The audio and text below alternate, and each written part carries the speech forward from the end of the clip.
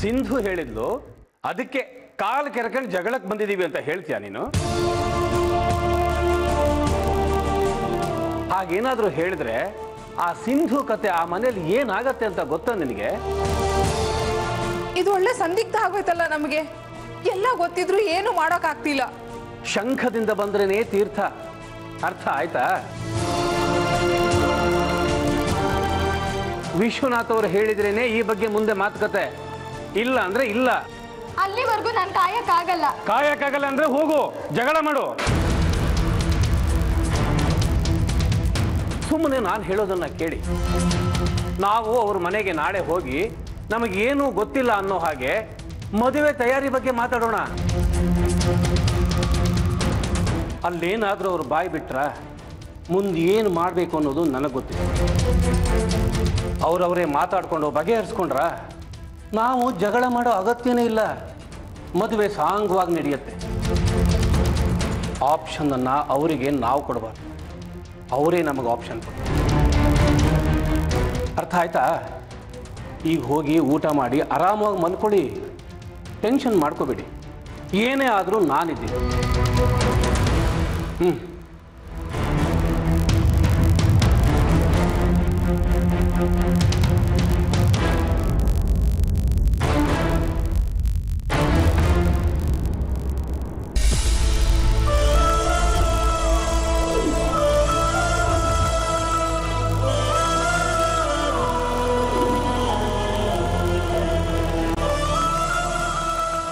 ಅಮ್ಮ, ಏನೋ ಕಮಲಾಕರ, ಹೇಳಮ್ಮ, ಊಟ ಮಾಡಮ್ಮ.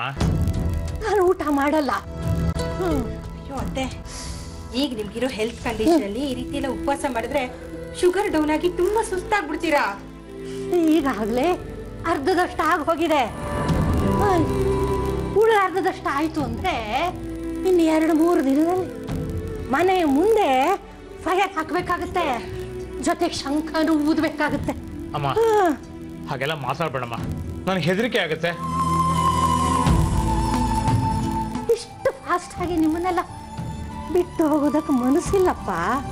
ಆದ್ರೆ ಏನ್ ಮಾಡೋದು? ಗ್ರ್ಯಾಂಡ್ ಸನ್ನು ಬೇಗ ಸಾಯಿ ಅನ್ಸಿದ್ದಾನಲ್ಲ.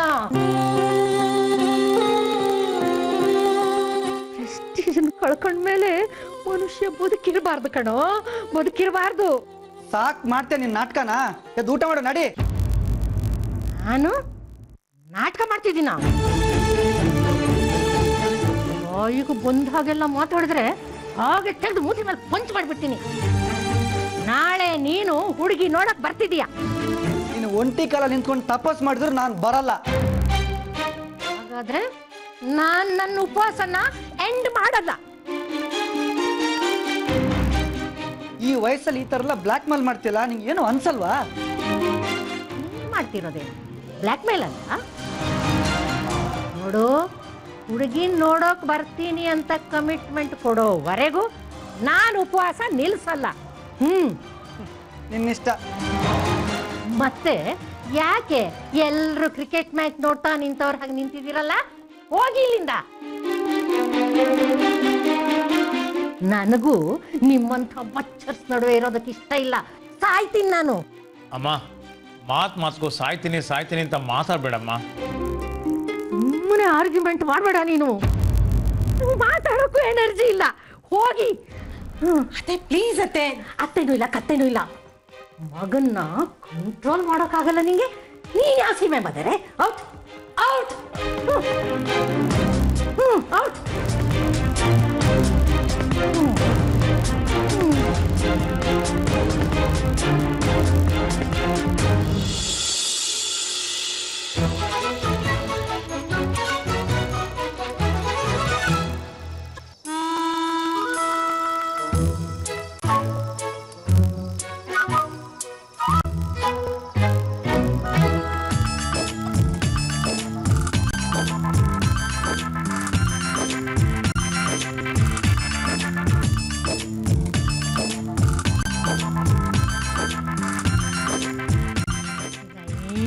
ಆಪಲ್ ಮಾಡಿದೆ ಹಾಗೆ ತಿಂದು ಬಿಡ್ತೀನಿ. ಅಮ್ಮ ಅಮ್ಮ ಅಮ್ಮ, ಬಾಗಲ್ ತೆಗಿಯಮ್ಮ, ಉಪವಾಸ ಮಾಡ್ಬೇಡಮ್ಮ. ಅಮ್ಮ ತುಂಬಾ ಟೈರ್ಡ್ ಆಗ್ಬಿಟ್ಟಿದ್ದೀನಿ ಕಣೋ ಕಮಲಾಕರ. ಬೆಗ್ಗರ್ಸ್ ಥರ ಬಾಗ್ಲ ಹತ್ರ ಕಿರ್ಚಾಡಿ ಡಿಸ್ಟರ್ಬ್ ಮಾಡಬೇಡ ನನಗೆ. ನಾನು ಬದುಕಿ ಉಳಿದ್ರೆ ಬೆಳಿಗ್ಗೆ ಮಾತಾಡೋಣ. ಬ್ಯಾಡ್ ನೈಟ್. ಅಮ್ಮ ಪ್ಲೀಸ್ ನನ್ನ ಮಾತು ಕೇಳಮ್ಮ ಅಮ್ಮ.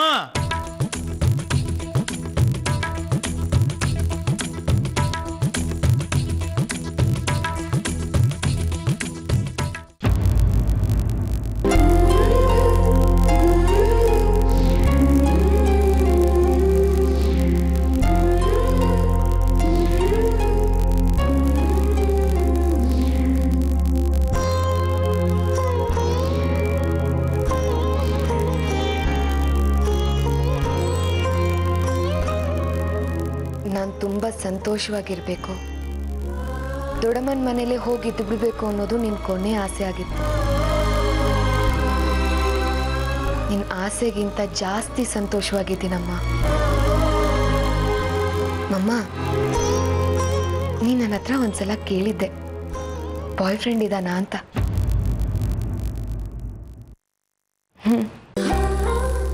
ಇದ್ದಾನೆ, ಜಯಂತ್ ಅಂತ. ತುಂಬ ಪ್ರೀತಿಸ್ತಾನೆ, ತುಂಬ ಚೆನ್ನಾಗಿ ನೋಡ್ಕೋತಾನೆ. ನಾನು ತುಂಬ ಸಂತೋಷವಾಗಿದ್ದೀನಿ ಮಮ್ಮ.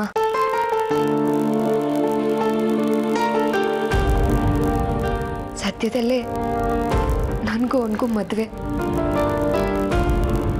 ಇದನ್ನೆಲ್ಲ ನಿನ್ನ ಹತ್ರ ಹೇಳ್ಕೋಬೇಕು ಅಂತ ತುಂಬ ಆಸೆ ಇತ್ತು.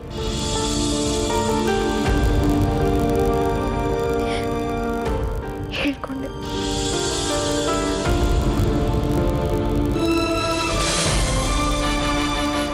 ಮಿಸ್ ಯು ಮಮ್ಮ.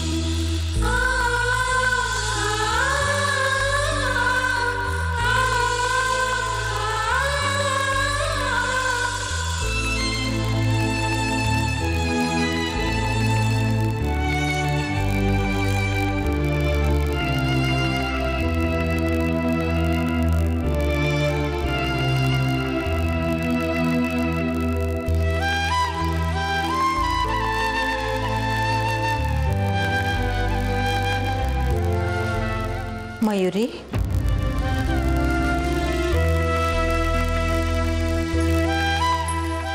ಹೊಡೆದ್ಬಿಟ್ಟೆ ಕಂದ.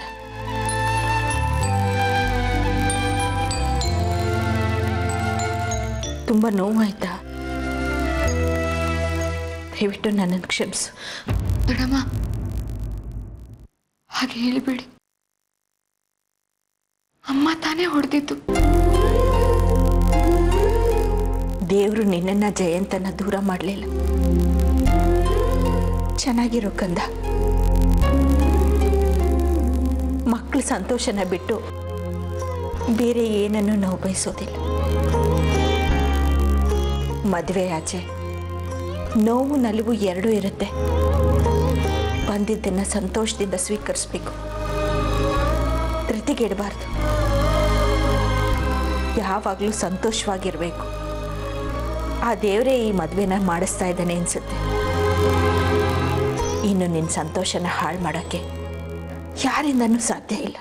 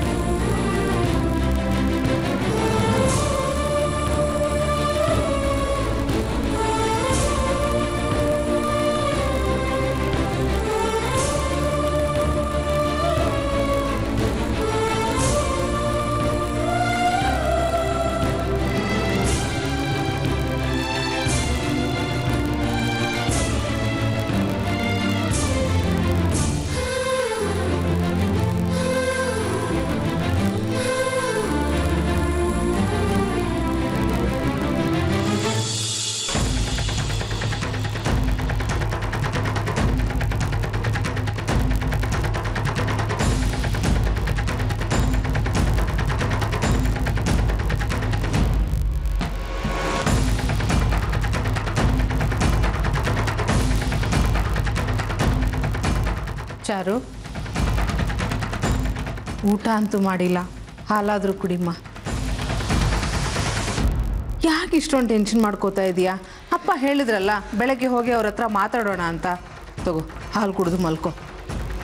ಬರೀ ಹೊಟ್ಟೆ ಮಲಗಬಾರ್ದು, ತಗೋಮ್ಮ.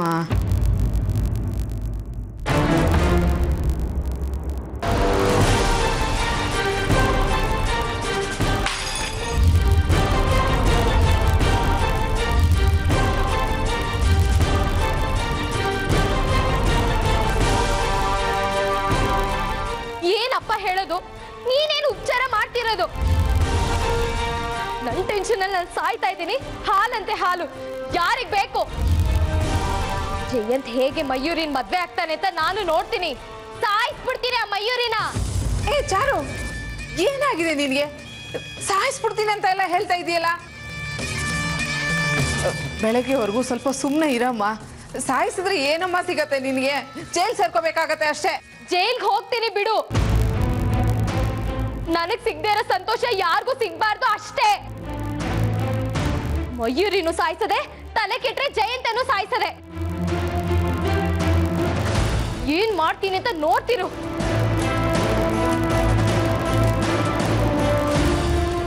ನನಗ್ ಸಿಗದೆ ಇರೋ ಸಂತೋಷ ಯಾರಿಗೂ ಸಿಗ್ಬಾರ್ದು ಅಷ್ಟೇ. ಮಯೂರಿನೂ ಸಾಯಿಸದೆ, ತಲೆ ಕೆಟ್ರೆ ಜಯಂತನೂ ಸಾಯಿಸದೆ. ಏನ್ ಮಾಡ್ತೀನಿ ಅಂತ ನೋಡ್ತಿರು.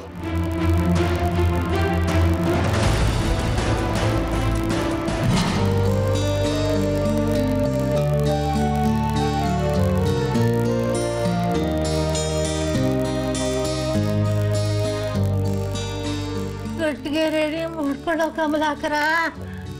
ಆಯಮ್ಮ ಗ್ರ್ಯಾಂಡ್ ಸನ್ ರೂಪದಲ್ಲಿ ಬಂದಿದ್ದಾನೆ. ಫೈರ್ ಹಚ್ಚಿಸ್ಕೊಳ್ಳೇಬೇಕಾಗಿದೆ. ಅಮ್ಮ, ಹಾ ಹಾಗೆಲ್ಲ ಮಾತಾಡ್ಬೇಡಮ್ಮ. ನಮ್ಮ ಮನ್ಸಿಗೆ ತುಂಬಾ ಬೇಜಾರಾಗತ್ತಮ್ಮ. ನಾನು ನನ್ನ ಆಸೆ ಈಡೇರಿಸ್ಕೊಳ್ಳಿಲ್ಲ ಅನ್ನೋ ಹರ್ಟ್ನಲ್ಲೇ ಹೋಗ್ತಾ ಇದ್ದೀನೋ. ಹಾಗೆಲ್ಲ ಮಾತಾಡಬೇಡಿ ಅತ್ತೆ, ನಿಮ್ಗೇನು ಆಗಲ್ಲ. ಎಲ್ಲದಕ್ಕೂ ಎಕ್ಸ್ಪೈರಿ ಡೇಟ್ ಅಂತ ಇದೆ ಶಾಂತಿ. ನನಗೂ ಎಕ್ಸ್ಪೈರಿ ಡೇಟ್ ಬಂದಿದೆ. ಗಾಡಿಗೆ ಹೋಗೋ ಸಮಯ ಆಗಿದೆ. Forest is calling, forest is calling. ಬರ್ಲಾ ಬರ್ಲಾ ಬಂದೆ. ಸಮಾಧಾನ ಮಾಡ್ಕೊಮ್ಮ. ಗ್ರ್ಯಾಂಡ್ ಸನ್. ರಾಹುಲ್, ರಾಹುಲ್, ನಿನ್ನ ಹಠದಿಂದ ಇವತ್ತು ನಾನು ನನ್ನ ಅಮ್ಮನ ಕಳ್ಕೊತಾ ಇದ್ದೀನಿ. ನೋಡು, ನಿಮ್ಮ ಅಜ್ಜಿ ಪರಿಸ್ಥಿತಿ ನೋಡು, ಜೀವ ಬಿಡ್ತಾ ಇದ್ದಾಳೆ.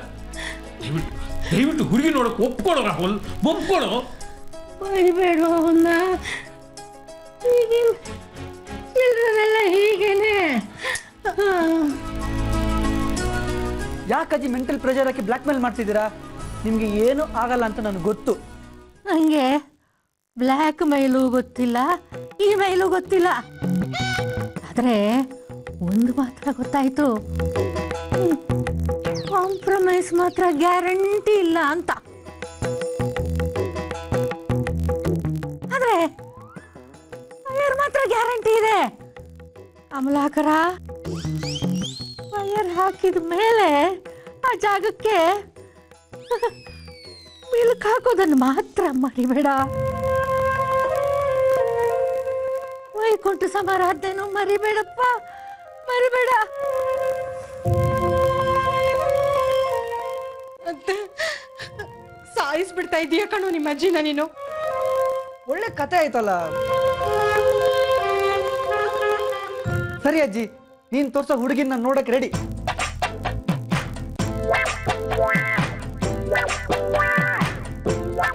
By pressure ಬರಬೇಡವೋ. ಇಲ್ಲ, ಕಂಡೀಷನ್ ಜೊತೆ ಬರ್ತೀನಿ. ಏನ್ ಕಂಡೀಷನ್ಸು?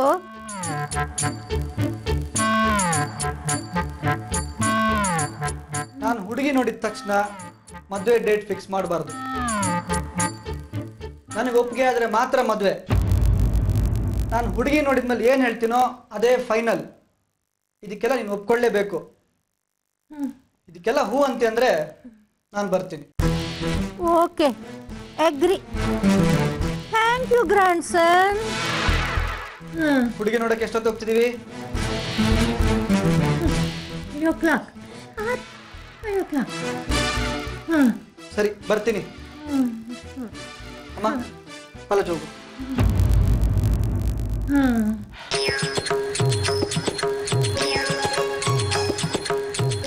ಅಮ್ಮ, ಈಗಲಾದ್ರೂ ನೀನು ಉಪವಾಸ ನಿಲ್ಸಮ್ಮ.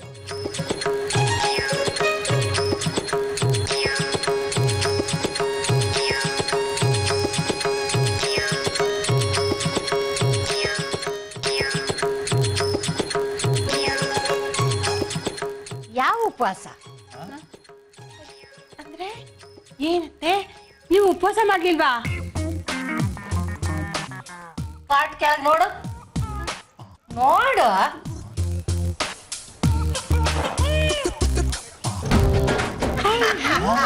ಅತ್ತೆ,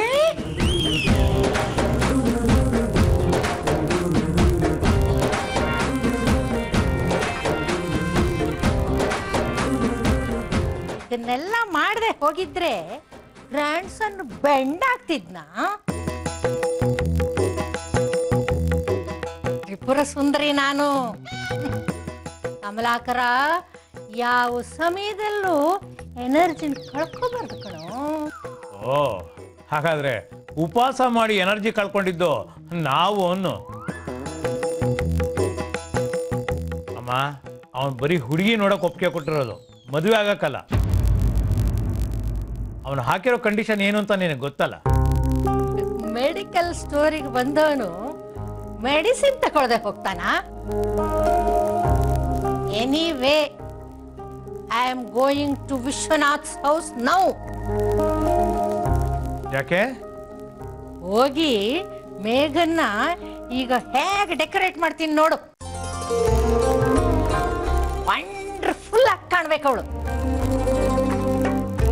ರಾಹುಲ್ ಮೇಘನ್ನ ನೋಡಿದ ತಕ್ಷಣ ತಲೆ ತಿರುಗಿ ಬಿದ್ದು ಹೋಗ್ಬಿಡ್ಬೇಕು.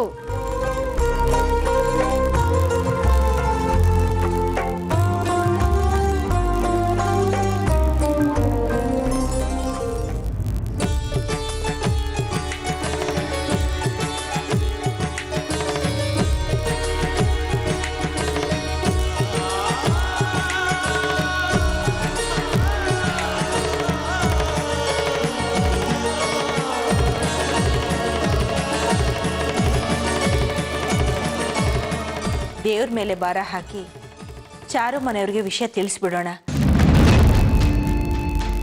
ಇವತ್ತಲ್ಲ ನಾಳೆ ಹೇಗಿದ್ರು ವಿಷಯ ತಿಳಿಸ್ಲೇಬೇಕಲ್ಲ.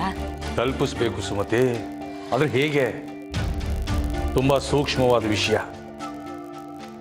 ನಾವು ಹೇಳ್ತಿದ್ದ ಹಾಗೆ ಅವ್ರು ಹೇಗೆ ಪ್ರತಿಕ್ರಿಯಿಸ್ತಾರೋ ಯಾರಿಗೂ ಗೊತ್ತು. ಚಾರುಗೆ ನಿಶ್ಚಿತಾರ್ಥ ಆಗಿದೆ, ಆದಮೇಲೆ ಸುಮಾರು ಸರಿ ಮನೆಗೆ ಬಂದು ಹೋಗಿದ್ದಾಳೆ. ಈಗ ಈ ಮದುವೆ ಬೇಡ ಅಂದರೆ ಅವಳ ಮನಸ್ಥಿತಿ ಹೇಗಿರುತ್ತೆ? ನಮ್ಮ ಬಗ್ಗೆ ಅವಳು ಏನು ಅನ್ಕೊಳ್ಳಲ್ಲ. ಒಂಥರ ಧರ್ಮ ಸಂಕಟ ಆಗಿದೆ.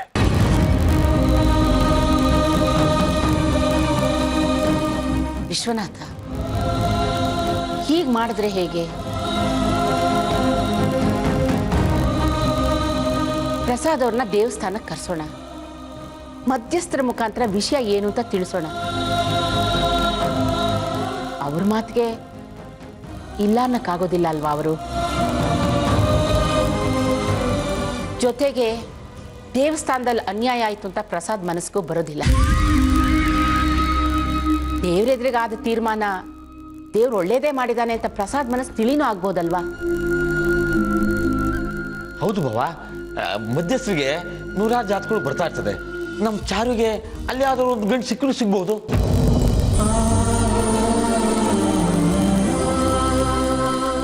ನಮಸ್ಕಾರ.